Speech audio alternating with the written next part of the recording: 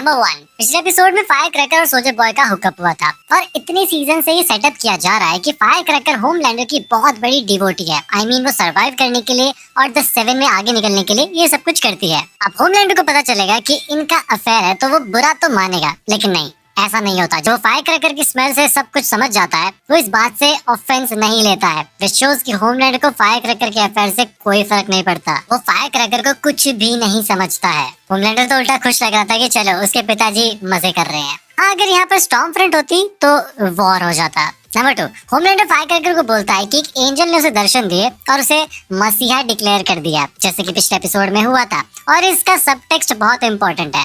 Homelander actually में God में believe नहीं करता। वो डिवाइन राइट वाली लैंग्वेज इसलिए यूज कर रहा है ताकि वो अपने आप को किसी भी मॉरल या फिर लीगल अकाउंटेबिलिटी से ऊपर रख सके। और फायर क्रैकर वो जानती है कि ये मतलब साइकोटिक ब्रेक है। यहाँ पर होमलैंडर बिल्कुल पागल हो चुका है, लेकिन वो इमीडिएटली कैलकुलेशंस करने लग जाती है, क्योंकि एक लिविंग गॉड का पीआर हैंडल करना उसके करियर के लिए बहुत इंपॉर्टेंट है। पर होमलैंडर का मैडलिन को एंजल बोलना और खुद को मसीहा बोलना, मैं हैरान हूँ कि वो अपने हेलुसिनेशंस को सच मान रहा है, जबकि होमलैंडर काफी बार रूम में सबसे स्मार्ट पर्सन होता है, पर फिलहाल तो वो सबसे डम्ब लग रहा है। नंबर 3, बुचर और रायन के बीच का पूरा dialogue the empire strikes back के अराउंड रिवॉल्व करता है। यहाँ पे डार्थ वेडर और ल्यूक के बीच में जो पैरेलल था ना, उसे ड्रॉ किया जा रहा है। और बुचर ने रायन के लिए स्टार वॉर्स स्पॉइल भी कर दिया, ये बताकर कि डार्थ वेडर ही ल्यूक स्काईवॉकर का बाप है। लेकिन यहाँ ट्विस्ट ये है कि बुचर खुद को वाइज मेंटोर बता रहा है, ओबी-वैन या फिर योडा की तरह। वो खुद को बाप नहीं बता रहा। तो यहाँ एक चीज क्लियर है, बुचर एक्चुअली रायन को एक वेपन की तरह ट्रीट कर रहा है, ना कि एक ट्रॉमेटाइज्ड बच्चे की तरह। फिजिकल वायलेंस तो होमलैंडर ने उसके साथ में कर ही दिया अभी पिछले एपिसोड में जो मुक्के पड़े हैं, और साइकोलॉजिकल मैनिपुलेशन बुचर कर रहा है। रायन कहता भी है कि you don't give a shit about me, और इस बात पे बुचर रिस्पॉन्ड भी नहीं करता, क्योंकि हाँ, वो यही कर रहा है। नंबर 4, फ्रेंची बताता है कि एयरबॉर्न सूप वायरस बनाने में कई वीक्स लग जाएंगे, तो प्लान डायरेक्ट होता है V1 की तरफ। V1 ओरिजिनल कंपाउंड V है, जैसे कि हम सबको पता है, जो कि अनस्टेबल है और नाजी एरानो से बनाया गया था। अब ये V1 जो सूप लेगा वो इमॉर्टल बन जाएगा, वायरस उसका कुछ नहीं कर सकता। यूई का प्लान भी यही है कि किमी को रैनी को पहले V1 दे देते हैं और बाद में उसको डिस्ट्रॉय कर देंगे और वायरस फैला देंगे। और वो बुचर को कहता भी है कि तुम भी ले लेना V1, जिस पर बुचर का रिएक्शन बड़ा सस्पिशियस सा है। बुचर की सोच ये है कि कोई भी सूप नहीं बचना चाहिए, क्योंकि सूप एक श्राप है इस दुनिया के लिए, और वो खुद को भी नहीं बचाना चाहता, क्योंकि he has nothing to live for. और ऐसा वो सोचता है। वो सभी सूप्स के साथ साथ खुद को भी खत्म करना चाहता है। नंबर 5, इस बीच वॉर टावर में सिस्टर से सोल्जर बॉय को पकड़ के एक साइकोलॉजिकल गेम खेल रही है। वो सोल्जर बॉय को बता देती है कि होमलैंडर ने स्टैन एडगर से V1 की पॉसिबल लोकेशन ले ली है, और उसे V1 मिल गया तो वो इमॉर्टल बन जाएगा, बिल्कुल तुम्हारी तरह। यह क्लियरली सेज सबको एक दूसरे के खिलाफ लड़वाना चाहती है, कुछ वैसे ही जैसे गेम ऑफ थ्रोन्स में लिटिल फिंगर केओस को एज लैडर यूज करता है। और सिस्टर से जैसा तब से कर रही है, शायद से जब से होमलैंडर ने उसकी बातें सुनना बंद कर दिया है। नंबर 6, जब बॉयज की वैन फैसिलिटी के पास पहुंचती है, ह्यूई सडनली एनी को गालियां देने लगता है। वो एनी को बिच ही बोल देता है, जो कि कम्प्लीटली उसके नेचर के अगेंस्ट है। एक बार को मुझे लगा कि ये रैंडम हो सकता है, लेकिन नहीं। एपिसोड में आगे चल के फ्रेंची बताता है कि ये टॉक्सोप्लास्टिसिटी है। पोर्ट हार्मनी के जो फंगल स्पोर्स हैं जो एयरबॉर्न है, वो ब्रेन के प्रीफ्रंटल कॉर्टेक्स को टेम्परेरीली डिसेबल कर देते हैं, जिससे लोग एग्रेसिव हो जाते हैं और कंट्रोल खो देते हैं। लेकिन यहाँ एक ट्विस्ट है, स्पोर्स एंगर क्रिएट नहीं करते, वो सिर्फ एग्जिस्टिंग रिप्रेस्ड एंगर को सरफेस पे लेकर आते हैं। मतलब ह्यूई के अंदर एक्चुअली एनी के लिए गुस्सा था जो वो कभी बाहर नहीं निकालता था, और सेम ही केस है एमएम के साथ, जहां वो बुचर की डेथ को सेलिब्रेट करने वाली बात करता है।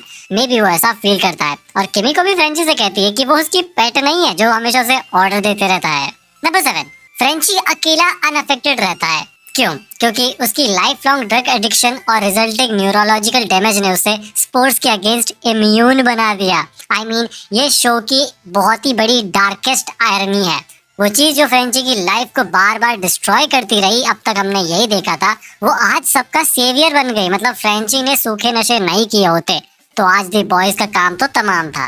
नंबर 8, दूसरी तरफ वॉट में फायरक्रैकर, वॉर्म होल और बाकी सब लोग मिलकर होमलैंडर का पीआर डिसाइड कर रहे होते हैं। वॉर्म होल वही बंदा है जो स्क्रिप्ट्स लिखता है और उसके पास में वियर्ड सुपर पावर है, गड्ढे खोदने की। तो ये जो मीटिंग थी ये बड़े स्टूडियोज की मीटिंग को मॉक कर रही है। यहाँ एक्चुअली में जिसको लिखना आता है उसकी कोई नहीं सुन रहा, और जो लोग पावर में हैं वो डिसाइड कर रहे हैं कि कंटेंट कैसा होगा। वर्महोल एक बार मेंशन भी करता है कि वॉट प्लस यानी कि जो स्ट्रीमिंग प्लेटफॉर्म है यूनिवर्स का, वो अपने नंबर्स रिलीज नहीं करता है, बिल्कुल वैसे ही जैसे कि डिज्नी या नेटफ्लिक्स जैसे स्ट्रीमिंग प्लेटफॉर्म्स अपने नंबर रिलीज नहीं करते हैं कि कौन से फिल्म या शो को कितने व्यूअर्स ने देखा। नंबर 9, सोल्जर बॉय होमलैंडर के साथ फोर्ट हार्मनी की तरफ बढ़ रहा होता है और वो होमलैंडर पे जोक मारता है कि तुम ऑर्सन वेलेस की तरह केप यूज करते हो to hide your fat ass. Orson Welles एक बहुत ही जाने माने फिल्म मेकर थे। वो अपनी लेटर लाइफ में इस तरह शूट किए जाते थे कि उनका जो वेट है वो छुप जाए यूजिंग क्लोक्स और कैमरा ट्रिक्स, क्योंकि वो मोटे हो गए थे। यहाँ सोल्जर बॉय इनडायरेक्टली होमलैंडर को कॉल आउट कर रहा है कि वो भी अपने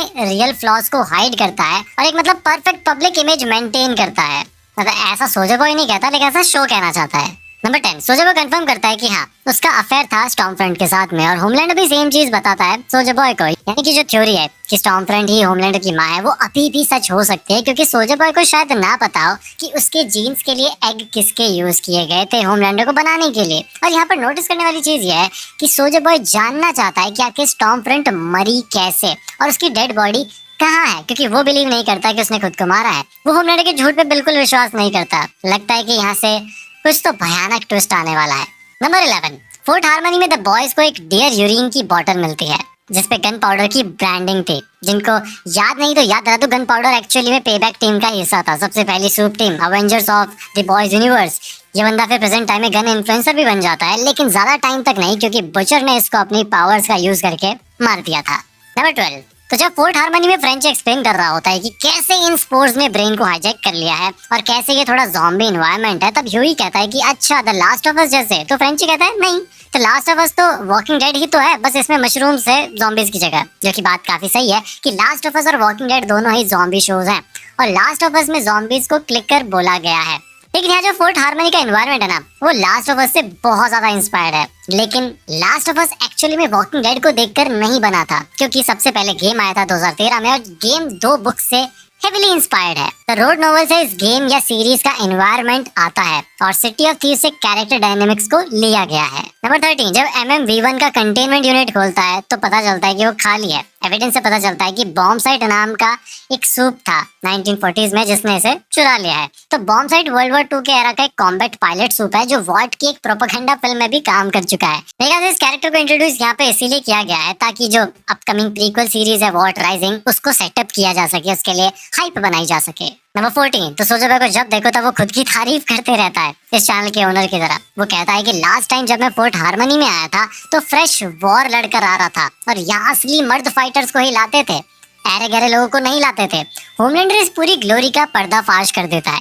वो बताता है कि तुम्हारा भाई था जो एक्चुअली में ब्रेव था, जिसने मेडल जीता था, और उससे जेलस फील होकर सोल्जर बॉय ने अपने पापा से बहुत ज्यादा जिद करी थी कि मुझे भी एंट्री दिलवा दो वॉर ट्रायल्स में, और लकीली वीवन उस पर काम कर गया। यानी सोल्जर बॉय कभी सोल्जर था ही नहीं, वो बस रिच था, उसके पिता रिच थे, which is completely opposite of captain America, जहाँ स्टीव रॉजर्स की बहादुरी और सेल्फलेसनेस ने उसे कैप्टन अमेरिका बनाया। वहीं सोल्जर बॉय बस सिफारिश से सोल्जर बॉय बना है। होमलैंडर तो ये भी बताता है कि सोल्जर बॉय ने वीवन इंजेक्ट होने से पहले ही पैंट गीली कर दी थी। नंबर 15, दूसरी तरफ एनी की स्टोरी चल रही होती है जहाँ उसके पिता एक न्यू मैम के साथ सेटल हो चुके हैं, और एनी का एक स्टेप ब्रदर भी है जो स्टारलाइटर्स को टेररिस्ट मानता है, और वो इन सभी महिलाओं को पसंद भी करता है थोड़े अलग तरीके से।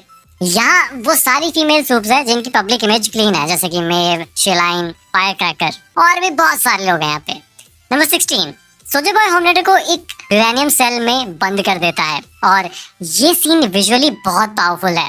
देखो यहाँ पहली बार शायद होमलैंडर को एक मॉर्टल की तरह दिखाया गया है, एक पावरलेस मॉर्टल जो घुट कर मर सकता है। शायद कुछ इसी तरीके से एंड किया जाएगा इस कैरेक्टर को। पहली बार होमलैंडर को जेन्युइनली डर लगता है, यूरेनियम उसकी सेल्स को न्यूट्रलाइज करना शुरू भी कर देता है। यहाँ बुचर भी आता है और वो होमलैंडर का मजाक उड़ाता है, उसे 4 बातें भी सुनाता है।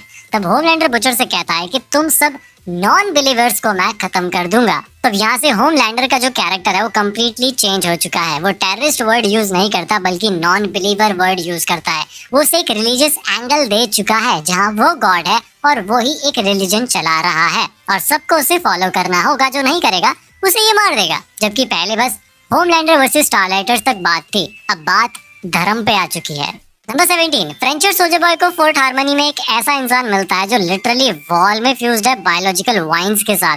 क्विन नाम का एक साइंटिस्ट है और सोल्जर बॉय उसे पहचान लेता है और वो उससे नफरत करता है। 1940s के एक्सपेरिमेंट की यादें हैं उसके पास। सोल्जर बॉय बिना कुछ सोचे उसे रेडियो एक्टिव ब्लास्ट से उड़ा देता है। ये एपिसोड का single confirmed on screen death है, विच इज वियर्ड। मुझे तो लगा था इस एपिसोड में मौत का नंगा नाच होने वाला है। तो जैसे ही सोल्जर बॉय उसे मारता है सब लोग नॉर्मल हो जाते हैं। वो जो टॉक्सोप्लाज्मोसिस फैल रखा था पूरी हवा में वो अब खत्म हो जाता है और सब लोग अपने अपने कंट्रोल में वापस आ जाते हैं। और यही मौके पे चौका मार के बॉय वाली टीम यहाँ से निकल जाती है। Number 18, Homelander powers completely drain होने से पहले सेल तोड़कर निकल जाता है। फिर वो सोल्जर बॉय को मारने की जगह उसे जीने देता है। ये मेरे ख्याल से क्रूलेस्ट साइकोलॉजिकल मूव है, क्योंकि सोल्जर बॉय होमलैंडर से कहता है कि भाई जल्दी खत्म कर, मार दे मुझे।